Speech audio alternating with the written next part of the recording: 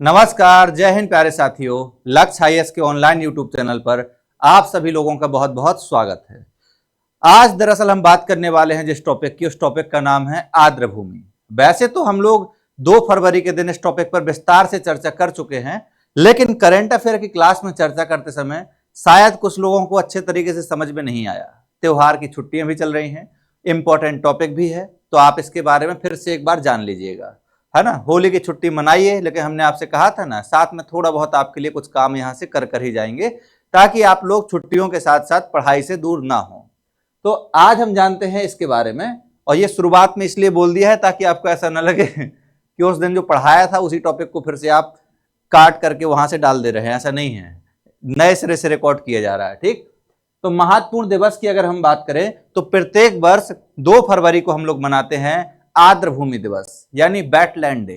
तो इसके बारे में आज हम जानेंगे अपनी क्लास में अगले 10 मिनट के अंदर कि वेटलैंड क्या होते हैं, वेटलैंड का महत्व क्या है, वेटलैंड दिवस क्यों मनाया जाता है, रामसर कन्वेंशन क्या था, भारत के प्रमुख वेटलैंड कौन कौन से हैं, किस राज्य में सबसे अधिक वेटलैंड पाए जाते हैं, इंटरनेशनल स्तर पर सबसे पहला वेटलैंड कौन सा बनाया गया था। इन सभी चीजों के जवाब आपको, इन सारे प्रश्न के जवाब अगले 10 मिनट के अंदर मिल जाएंगे। और ये टॉपिक जो भी आप एग्जाम देते हैं, सभी एग्जाम में, चाहे ग्रुप डी का एग्जाम हो, चाहे यूपीएससी का एग्जाम हो, सभी एग्जाम में ये पूछा जाता है, इसलिए इसको इग्नोर करने की गलती बिल्कुल नहीं करनी है। शुरुआत करते हैं। दरअसल 2 फरवरी को हमने मनाया था आर्द्र भूमि दिवस। आर्द्र भूमि दिवस यानी इंटरनेशनल वेटलैंड डे। तो पहला प्रश्न उठता है कि आर्द्र भूमि क्या होती है। तो आर्द्र भूमि क्या होती है, यहां जो लिखा है उसको छोड़िए, हम जो समझाते उसको समझिए। आर्द्र भूमि का मतलब होता है कि आपके आसपास कोई ऐसी जमीन जिस पर पानी भरा हुआ है, जो चारों तरफ से घिरी हुई है। किससे घिरी हुई है? जमीन से घिरी हुई है, और उसमें पानी भरा हुआ है। साधारण शब्दों में कहें तो आपने अपने आसपास तालाब देखे होंगे, आपने आसपास झील को देखा होगा। तो ये तालाब हो गया, झील हो गया, ये सारी चीजें वेटलैंड कहलाती हैं। लेकिन प्रत्येक तालाब वेटलैंड नहीं होता है। वेटलैंड स्थल घोषित करने के लिए कुछ शर्तें होती हैं, कुछ कंडीशंस होती हैं, है ना। लेकिन फिर भी अगर कोई पूछे कि आर्द्र भूमि क्या है, तो कहना आर्द्र भूमि का मतलब होता है हम ऐसा पानी का भाग जो चारों तरफ जमीन से घिरा हुआ हो, यानी तालाब हो गया, झील हो गया, इन्हीं को हम वेटलैंड कहते हैं। और ये बहुत महत्वपूर्ण होती हैं, क्योंकि जहां पर तालाब होगा, आप देखिएगा उसके आसपास पानी की कमी नहीं होगी। उसी तालाब के पानी का उपयोग करके हम लोग अपनी आवश्यकताओं की पूर्ति करते हैं। किसान खेत में सिंचाई करता है उसी पानी से। उसी पानी में अनेक प्रकार के जीव जंतु पाए जाते हैं, उन जीव जंतुओं को अपना घर मिल जाता है उसी में। उसी पानी का उपयोग करके आसपास कोई इंडस्ट्री लगी हुई है, वो पानी का उपयोग करती है। साथ में उसी पानी से आप देखिएगा, उसी पानी में टूरिज्म डेवलप होता है। जहां तालाब वगैरह है वहां देखिए पार्क वगैरह बना दिया जाता है, लोग घूमने के लिए जाते हैं। बोटिंग करनी है तो बोटिंग के लिए भी वहां पर जाते हैं, मनोरंजन के लिए वहां पर जाते हैं। तो और यही तालाब का पानी जमीन के अंदर की ओर जाता है और आसपास के जमीन के पानी के स्तर को बढ़ा देता है। इसी कारण से तालाब के आसपास जहां बोरवेल आप करेंगे, वहां पानी बहुत अधिक ऊंचाई पर ही मिल जाता है। जहां तालाब वगैरह नहीं होते हैं ना, तब बोर करते जाइए, बहुत गहराई पर पानी आता है। इसीलिए वेटलैंड के बारे में थोड़ा हम आज समझने की कोशिश करते हैं, एक एक शब्द को समझेंगे। आर्द्र भूमि ऐसी भूमि है जो स्थायी या अस्थायी रूप से जल से संतृप्त रहती है। यहां कहा जा रहा है कि जो स्थायी रूप से या अस्थायी रूप से, तो यहां 2 शब्द हैं, एक है टेम्परेरी, एक है परमानेंट। स्थायी का मतलब होता है कि ऐसी कोई तालाब या ऐसा कोई झील जिस पर पानी हमेशा बना रहता है, वो क्या है? स्थायी। अस्थायी का मतलब हो गया कि मान लीजिए बरसात हुई, तो बरसात के समय उस झील का पानी बहुत बढ़ जाता है ना, तालाब का पानी अच्छा हो जाता है। तो वेटलैंड बेसिकली स्थायी भी हो सकती है और अस्थायी भी हो सकती है। जल से संतृप्त रहती, संतृप्त का मतलब होता है भरे रहना। जैसे बहुत भोजन कर लेते हैं ना, तो कहते हैं कि अब हम एकदम तृप्त हो गए।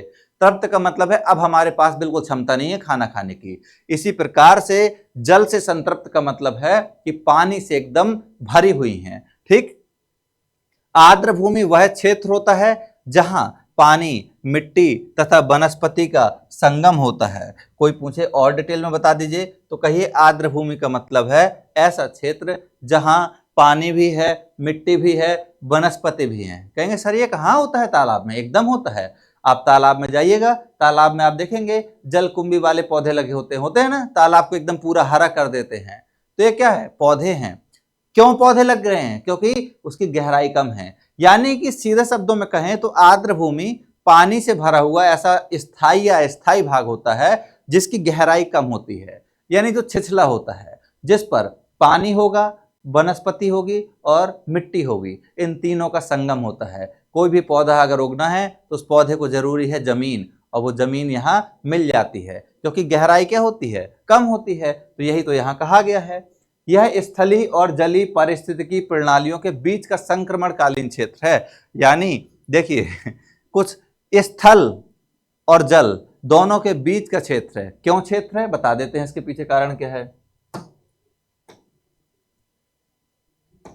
दरअसल स्थल और जल के बीच का मिश्रण का मतलब होता है कि इसमें स्थल वाली भी क्वालिटी है और जल वाली भी क्वालिटी है, क्योंकि आपको अच्छे से पता है कि किसी जगह पर वनस्पति लगने के लिए क्या होना चाहिए। तो आप कहेंगे सर वहां पर ना सबसे जरूरी होता है कि मिट्टी होनी चाहिए। तो यहाँ पर मिट्टी है या नहीं? तो सिंपल सी बात है, इस लाइन का मतलब होता है, यहाँ दो लाइन याद रखिएगा, ये पानी, मिट्टी तथा वनस्पति का संगम है। यानी जहां वेटलैंड होगी, जैसे झील है, तो इस झील पर देखिएगा ना, इस तालाब पर यहाँ मिट्टी है।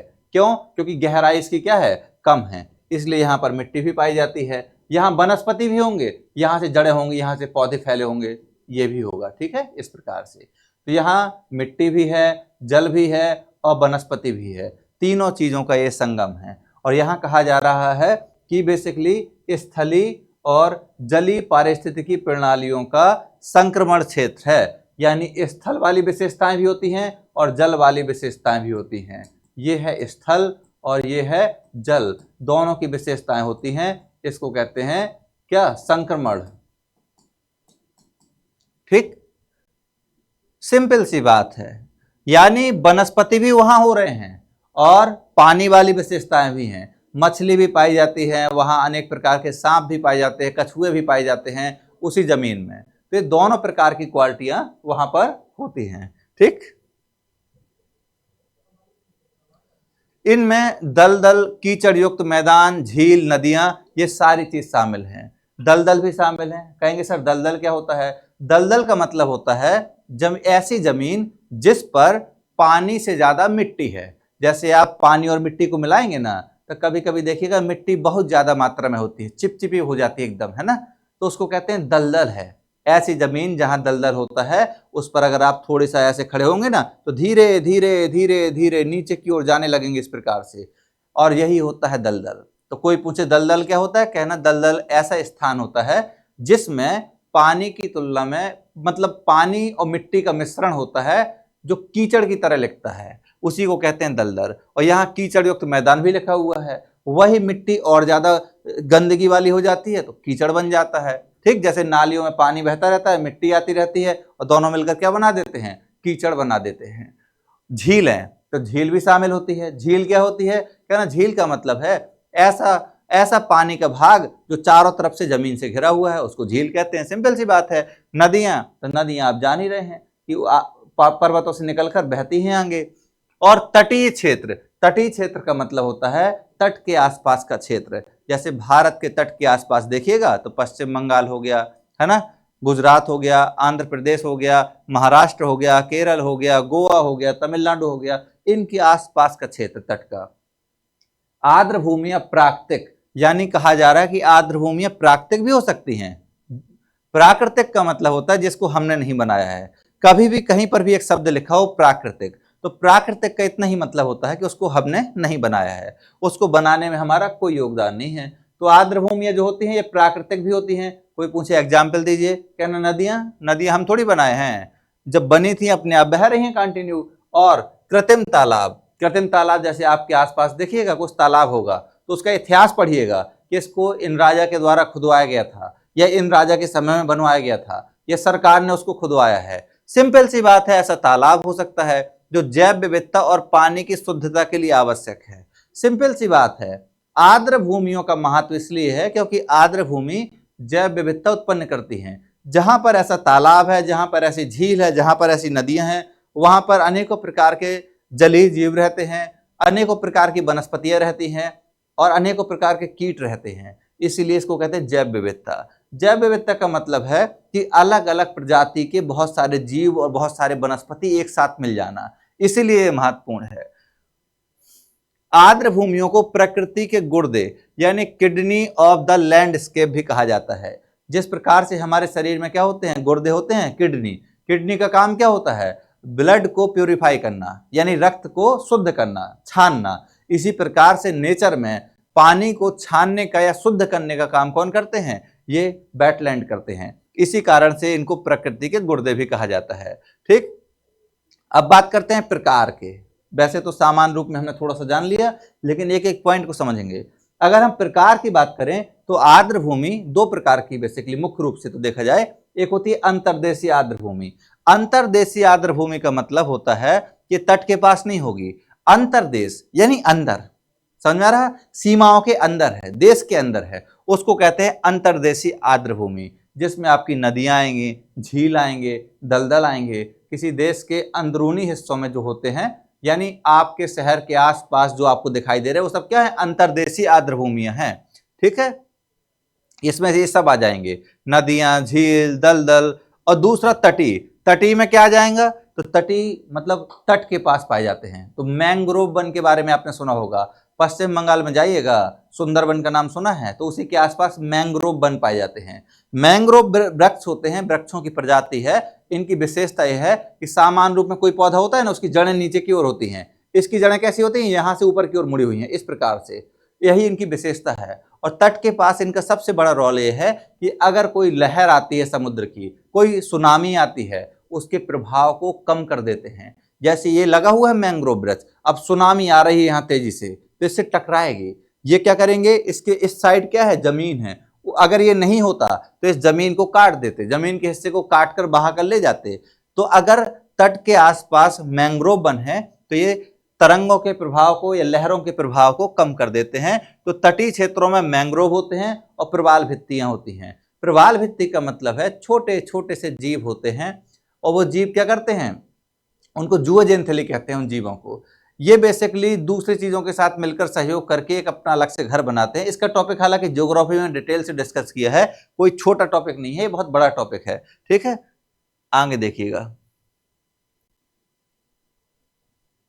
ये है आर्द्र भूमि का, यहाँ चित्र आप देख सकते हैं, इस प्रकार से आपको चित्र दिखाई देंगे। ये तालाब भरा हुआ है, चारों तरफ से वृक्ष लगे हुए हैं, कितना बेहतरीन नजारा है। अब एक सेकंड के लिए कल्पना कीजिए कि अगर यहाँ पर ये पानी नहीं होता तो क्या यहाँ पर इस प्रकार से वृक्ष होते, नहीं होते। और साथ में इस मिट्टी में इतनी नमी दिख रही है, इस मिट्टी को छुएंगे ना एकदम गीली गीली नजर आएगी।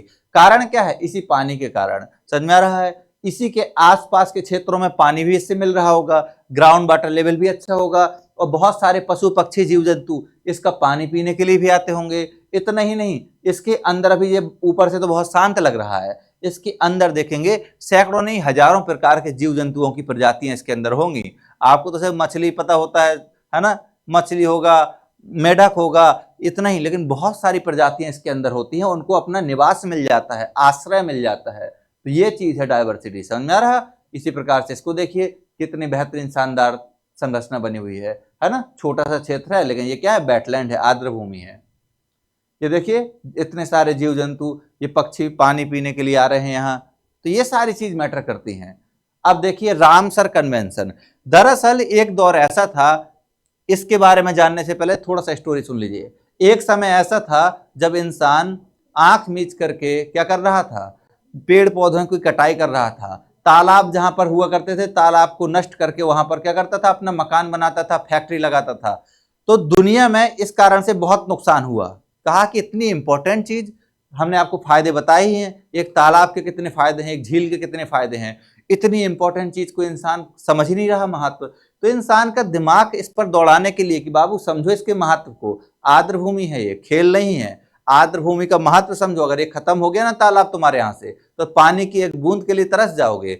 इसीलिए एक कन्वेंशन हुआ, रामसर कन्वेंशन नाम है उसका। दरअसल ईरान का ये शहर आप देख रहे हैं, ये एक सागर है, इस सागर का नाम है कैस्पियन सागर।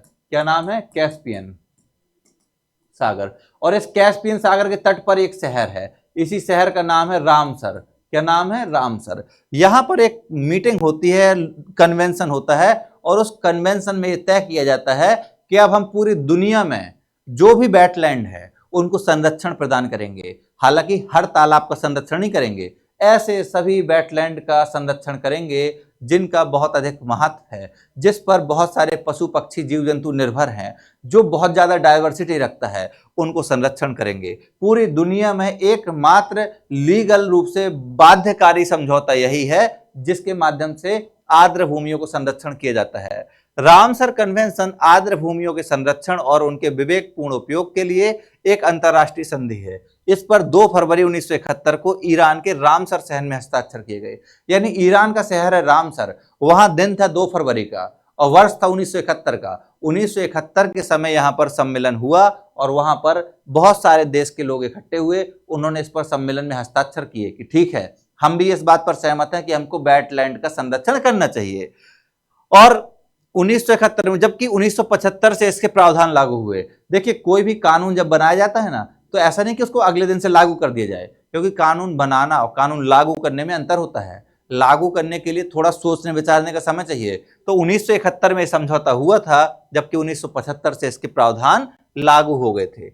यह संधि आर्द्र भूमि पारिस्थितिक तंत्र को बचाने के लिए एकमात्र वैश्विक बहुपक्षीय समझौता है, एकमात्र समझौता है। इसके अलावा कोई दूसरा समझौता नहीं है वेटलैंड को बचाने के लिए। आगे देखिएगा, भारत 1 फरवरी 1982 को इसमें शामिल हुआ। आखिर ऐसा क्या था कि भारत 1971 में शामिल नहीं हुआ? आपको याद होगा 1971 में भारत पाकिस्तान का युद्ध चल रहा था, बांग्लादेश को लेकर जो समस्या उत्पन्न हुई थी, तो हम आंतरिक रूप से ही परेशान थे। ऐसी स्थिति में हम भला किसी से क्या लड़ेंगे? तो यहां पर यही मसला था, ठीक। और अब 90 से अधिक रामसर स्थल शामिल हैं। दरअसल 90 नहीं बल्कि भारत की बात की जा रही है। तो इस समय भारत के 98 स्थल ऐसे हैं जिनको रामसर साइट का दर्जा दिया गया है, ठीक है।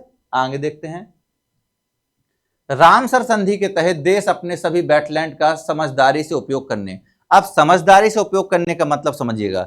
दरअसल यहां पर कोई रोक टोक नहीं लगाई गई है। यहां पर यह नहीं कहा गया है कि आप इन वेटलैंड का उपयोग नहीं कर सकते। अगर सोचिए, आपके आसपास तालाब है, उस तालाब के पानी का उपयोग करने के लिए आपको मना कर दिया जाए, कितना बुरा लगेगा। कहेंगे तो गलत बात है, इस पानी का उपयोग नहीं करेंगे। लेकिन यह कहा जा सकता है कि इस पानी का समझदारी से उपयोग कीजिए। समझदारी से उपयोग करने का मतलब है कि इस पानी को बर्बाद मत कीजिए। अगर आपको 2 गिलास पानी पीना है तो 2 गिलास लीजिए, 10 गिलास पानी लेकर बर्बाद मत कीजिए। यह होता है बुद्धिमत्तापूर्ण उपयोग, ठीक है। तो यहां कहा गया है कि राज्य अपने सभी वेटलैंड्स का समझदारी पूर्वक उपयोग करेगा, ठीक है। और अंतरराष्ट्रीय महत्व के स्थल यानी जो रामसर सूची में शामिल हैं उनको नामित करने और साझा वेटलैंड्स पर सहयोग करने के लिए प्रतिबद्ध है। ऐसे वेटलैंड्स जिनको रामसर सूची में शामिल किया जाएगा उनकी विशेष रूप से देखभाल की जाएगी और अंतरराष्ट्रीय स्तर पर भी देश एक दूसरे का सहयोग करेंगे, ठीक।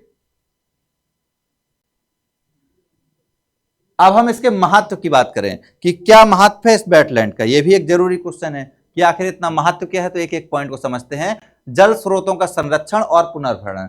दरअसल हम लोग पानी जो भी हमारे पास आता है उपयोग के लिए, उसके कोई ना कोई तो स्रोत होंगे। जैसे आपके पास अगर मान लीजिए अभी ये जानकारी आ रही है, तो जानकारी के कुछ ना कुछ तो स्रोत होंगे ना आपके पास। जैसे आप YouTube से देख रहे हैं तो YouTube आपके लिए क्या है? स्रोत। इसी प्रकार से पानी के भी स्रोत होते हैं। तो कहा जा रहा है जल स्रोतों का संरक्षण और पुनर्भरण। दरअसल जो वेटलैंड में पानी होता है उसी पानी से जमीन के अंदर पानी पहुंच रहा है, उसी पानी से हम लोगों के घरों में पानी पहुंच रहा है। तो कहा जा रहा है कि यहां पर जल स्रोतों का संरक्षण करेंगे और पुनर्भरण। अगर जल स्रोत का हमको संरक्षण करना है और पुनर्भरण करना है तो वेटलैंड का यह महत्व है, ठीक। अगर वेटलैंड नहीं होंगे तो पानी नहीं मिलेगा, फिर क्या होता? बाढ़ नियंत्रण और जल संचयन। अब इस लाइन को ऐसे समझिएगा, जैसे ये वेटलैंड बनी हुई है, ठीक है, ये जमीन है। अब मान लीजिए जमीन में बाढ़ आ गया किसी भी कारण से, नदी से, तो ये पानी यहां पर चला जाएगा। सोचिए अगर ये पानी यहां पर नहीं जाएगा तो यहां पर तबाही आ जाएगी पूरे में, ठीक है। तो वेटलैंड क्या करते हैं? बाढ़ को भी कंट्रोल करने में मदद करते हैं। और जल संचयन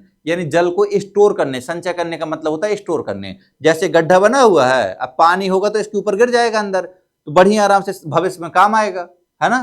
तो ये कहलाता है बाढ़ नियंत्रण और संचयन। जैव विविधता का संरक्षण हमने आपको पहले बताया है कि जहां पानी होगा वहां वनस्पति होंगे, जहां वनस्पति है वहां जीव जंतु होंगे। बहुत सारे जीव जंतु ऐसे हैं जो तालाब में या पानी में ही रहना चाहते हैं, तो उनको भी स्थान मिल जाएगा, उनको भी अपना घर मिल जाएगा, तो जैव विविधता का संरक्षण होगा। जलवायु परिवर्तन को कम करने में मदद मिलती है। यह भी एक फैक्ट्स है कि जलवायु परिवर्तन हो रहा है, अगर वेटलैंड्स हैं तो बहुत बड़े पैमाने पर हम इसको चेंज करने से कंट्रोल कर सकते हैं वेटलैंड के द्वारा। ठीक, मछली पालन, अब आसपास के लोग जो मछली पालन करते हैं उनको जगह मिल जाती है कि ठीक है मछली पालन करेंगे, मछली पालन करके अपनी जीविका जो है उनका रोजी रोटी का खर्चा वो निकालेंगे। जल संसाधनों का स्रोत, जल शुद्धिकरण और प्रदूषण, हमने पहले आपको बताया है कि ये किडनी की तरह होती हैं पर्यावरण की। इसका मतलब है कि जल का क्या करती हैं, शुद्धिकरण करती हैं। जैसे कितना भी गंदा पानी हो ना, उस पानी को एक जगह इकट्ठा कर दीजिएगा, ऐसे धीरे धीरे छनकर वो पानी साफ हो जाएगा। इसी प्रकार से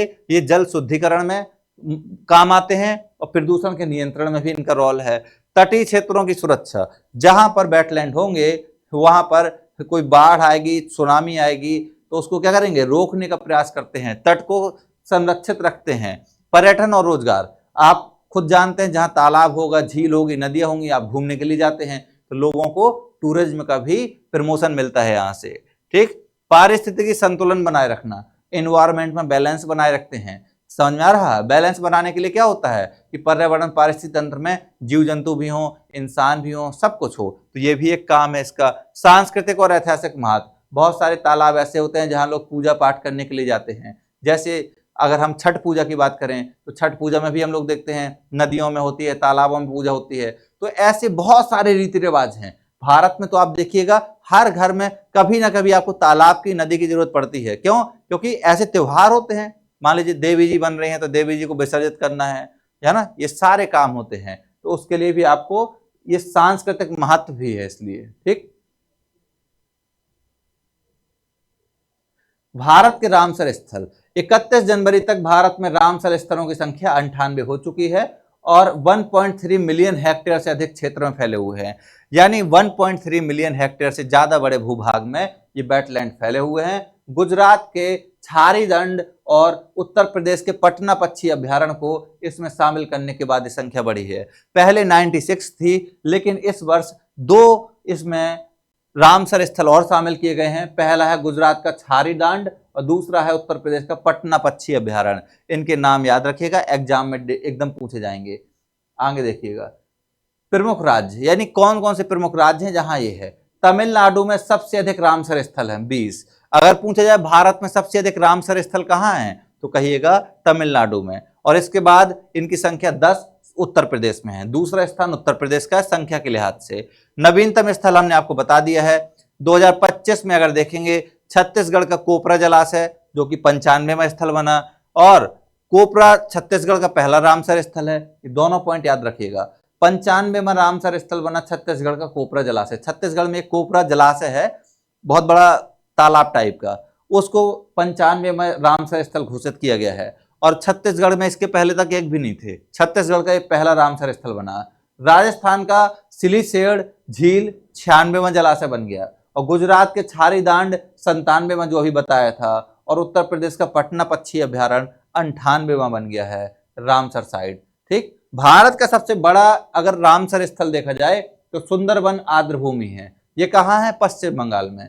सबसे छोटा रामसर स्थल रेणुका आर्द्रभूमि है जो कि हिमाचल प्रदेश में है। भारत के पहले रामसर स्थल का नाम है चिल्का झील जो कि ओडिशा में है। और साथ में केवलादेव राष्ट्रीय उद्यान, यानी चिल्का झील और केवलादेव राष्ट्रीय उद्यान ये पहले वेटलैंड स्थल हैं भारत के जिनको शामिल किया गया था, और इन्हें 1981 में शामिल किया गया था, 1981 में। ठीक है, अब भारत में 98 स्थल हैं और एशिया में सबसे अधिक है। यानी पूरे एशिया महाद्वीप में सबसे अधिक स्थल किसके पास है? हमारे पास। ये अच्छी भी बात है। ठीक है, आगे देख लीजिएगा। विश्व के रामसर स्थल, जनवरी 2026 तक अगर हम बात करें तो पूरे विश्व में 2500 से अधिक रामसर स्थल शामिल हैं। अगर स्पष्ट रूप से संख्या बात की जाए तो 2520 हैं, जो लगभग 25 लाख वर्ग किलोमीटर के क्षेत्र में फैले हुए हैं। पहला स्थल ऑस्ट्रेलिया का कोबर्ग प्रायद्वीप है। जब आप ऑस्ट्रेलिया महाद्वीप को देखेंगे ना तो ऊपर की ओर एक ऐसा प्रायद्वीप निकला हुआ है, इस प्रकार से ऑस्ट्रेलिया महाद्वीप है ऐसा। तो ये जो प्रायद्वीप है इसी का नाम है कोबर्ग प्रायद्वीप। प्रायद्वीप का मतलब होता है जमीन का ऐसा टुकड़ा जो 3 तरफ से पानी से घिरा हो, यहाँ पानी भरा हुआ है। तो पूरी दुनिया में पहला स्थल कौन सा था? कोबर्ग प्रायद्वीप। सबसे अधिक स्थल वाला देश कौन सा है? United kingdom. 176 से ज्यादा वेटलैंड है यूनाइटेड किंगडम में, ठीक है। और मैक्सिको में कितना है, 144 से अधिक। सबसे बड़ा रामसर स्थल कौन सा है, तो पत्तानल, जो कि दक्षिण अमेरिका का है, ठीक है। और इनका मुख्यालय कहां है, ग्लैंड में, जो कि है स्विट्जरलैंड में। चलिए बढ़ते हैं आगे। तो ये विश्व आर्द्र भूमि दिवस 2026 की बात की जा रही है। 2 फरवरी को मनाया गया। थीम आर्द्र भूमि और पारंपरिक ज्ञान, सांस्कृतिक विरासत का उत्सव, ये इसकी थीम थी। और यह थीम आर्द्र भूमि, उन पर निर्भर समुदाय और पीढ़ियों से चले आ रहे पारंपरिक संरक्षण ज्ञान के बीच गहरे सांस्कृतिक संबंधों को उजागर करती है। 2025 की थीम है वेटलैंड डे की थीम, आर्द्र भूमियों का हमारे आम भविष्य के लिए संरक्षण।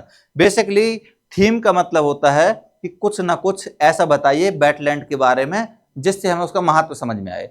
तो हमने आपसे कहा भी था कि वेटलैंड का महत्व यह भी है कि हमारी संस्कृतियों को संरक्षण प्रदान करती है। तो यहाँ थीम दी हुई है आर्द्र भूमि और पारंपरिक ज्ञान, सांस्कृतिक विरासत का उत्सव। आर्द्र भूमियों को अपने पारंपरिक ज्ञान से जोड़िए, अपने कल्चर हेरिटेज को संरक्षित कीजिए। ये थीम थी इसकी, ठीक।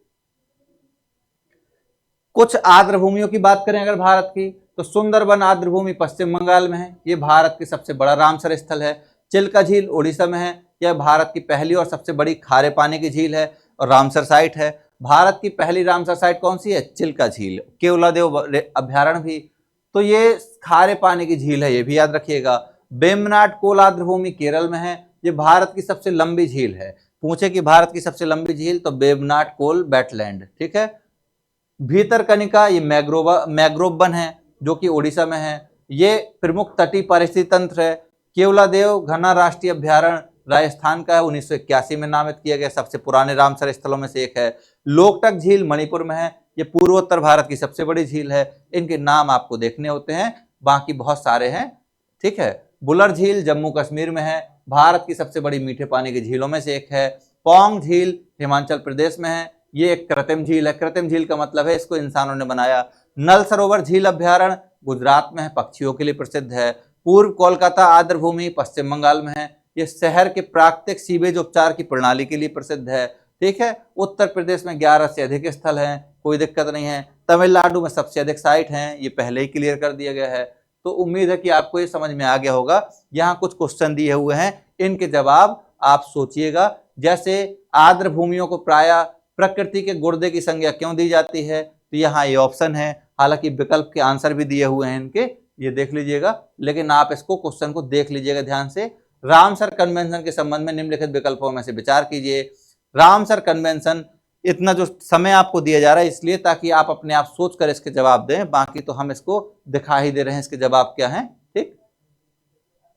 आर्द्र भूमि दिवस 2025 की थीम के संबंध में विचार कीजिए। तो यहाँ आपको थीम बतानी है। जितना आपने टॉपिक पढ़ा है उसी से यहाँ क्वेश्चन दिए गए हैं, ठीक है। आर्द्र भूमियों के महत्व के संबंध में कौन सा विकल्प सही नहीं है, तो ये आपको बताना है। चलिए इसी के साथ बहुत बहुत धन्यवाद और उम्मीद करते हैं कि ये आपका समझ में आ गया होगा आर्द्र भूमि। बाकी एक बार पूरे आर्द्र भूमियों को जरूर देख लीजिएगा, जितने 98 इसमें शामिल हैं, ठीक। धन्यवाद।